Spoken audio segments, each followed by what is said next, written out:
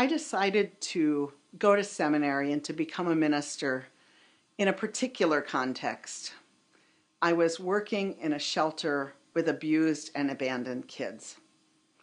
These kids had pretty much the hardest lives that you might imagine.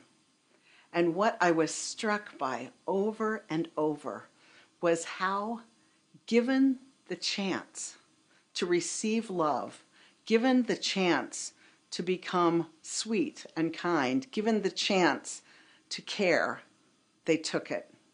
You know, these were kids under the age of 6. And over they'd come in, just so broken.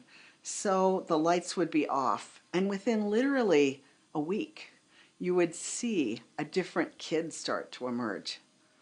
And I was awed by the resilience of the human spirit. It made me think of how plants grow towards the light. The sunflower faces the sun as the day goes on, soaking it in instinctively, receiving it. I could see how the human spirit was that same way. And I wanted to be with that. I wanted to be in a place where we could talk about that, not as a counselor, not just as an emotional thing, but as a truth, a deep, deep truth of who we are and what we're on the planet to do. I saw how we have the power to love each other into being. I also saw in that place how we have the power to betray one another's vulnerability.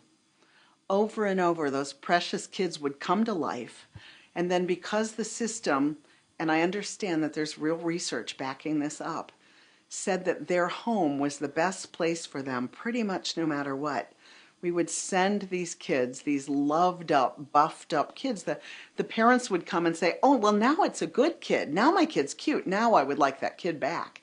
And over, the kid would go back home. And sometimes, because I worked there for a few years, the same kids would cycle back through. And what you would see, there was one kid in particular, Joey. He was a little 2-year-old. He was so feisty and defiant, and in a setting where you have staff and you have activities and you really can care for a defiant 2-year-old, it's a blessing. It's a wonderful thing to do. If you're a frazzled, say, teenage parent, or, if you don't have the resources, admittedly, it can be very hard. But so Joey came and he was a challenge, but in a few days he'd been loved right up. And sure, he was still defiant. That's who he was. But he was also kind and loving and funny and quirky, and we got him all buffed up and loved up and facing the sun and taking in the love like a sunflower takes in the sun. And then his mother, who had abandoned him in a mall, which is how we got him in the first place, came and took him back. She had him for less than 24 hours when she left him at a gas station. And he came back to us. And he got shiny again, but this time his light was a little less bright. And by the 3rd time we had gone through this cycle, and his mother had abandoned him for a 3rd time, Joey was unreachable. He was partly there. He partly had connections with those of us in the shelter, but there was something so fundamentally broken because that taproot that he was going for wasn't there to support him. I think about this when I think about our theme of salvation. Salvation comes from the same root as the word salve. You put salve on a wound to heal it. Salvation is about healing. How do we heal each other, and what are our limits to being able to heal each other?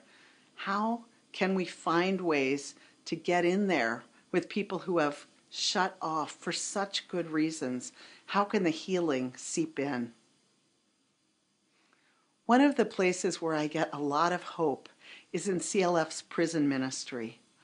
Over and over, I am awed by the letters we get from prisoners who, because they're just like that flower longing for the sun, will get a quest, an issue of our paper newsletter that goes to them in prison. And because of a line of kindness in it, kindness that they haven't known in their lives, but they see it in an article or they see it in a sermon. One guy wrote and said, because Lynn Unger talked about loving kindness, he left the gang he was in prison. That is salvation. Something about him was given the strength to turn towards the light and to take it in and to trust that instinct that he had to turn towards the light.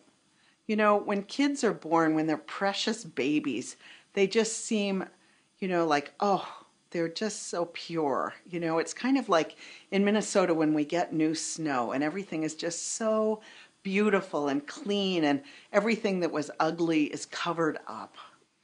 And so for a little while we get to soak that in and just admire it and love it, just as those babies seem so perfect when they're born and they're so precious.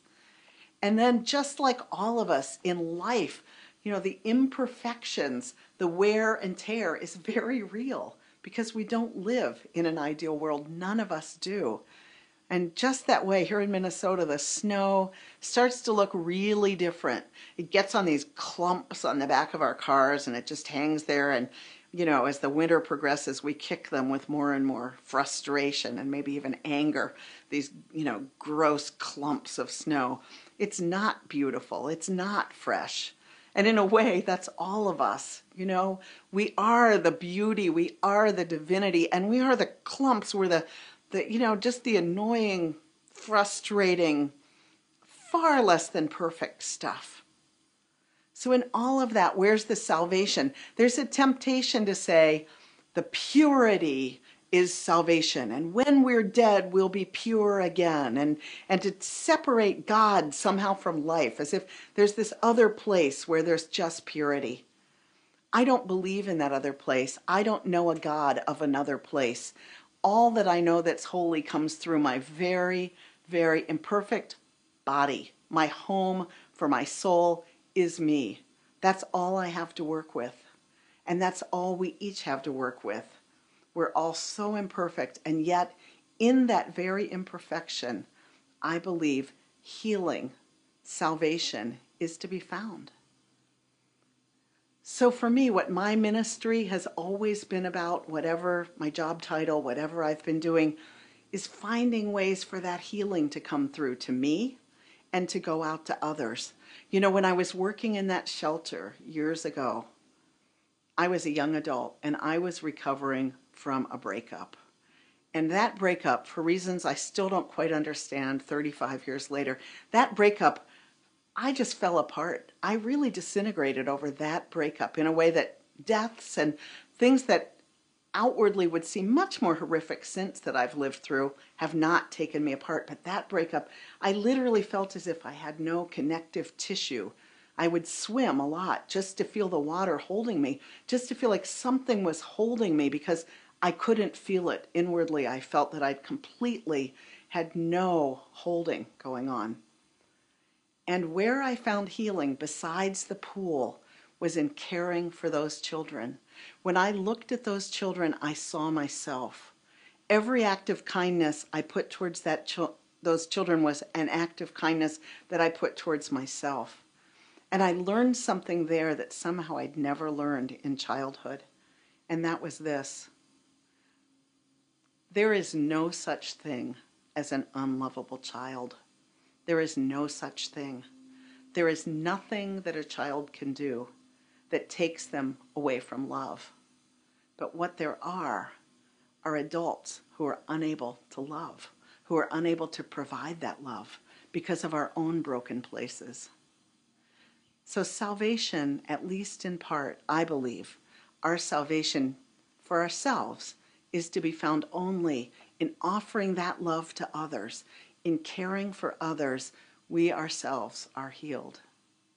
And so may this community be a place where we are saved, where we are saved one day at a time, one interaction at a time, one moment at a time, where we are saved by love.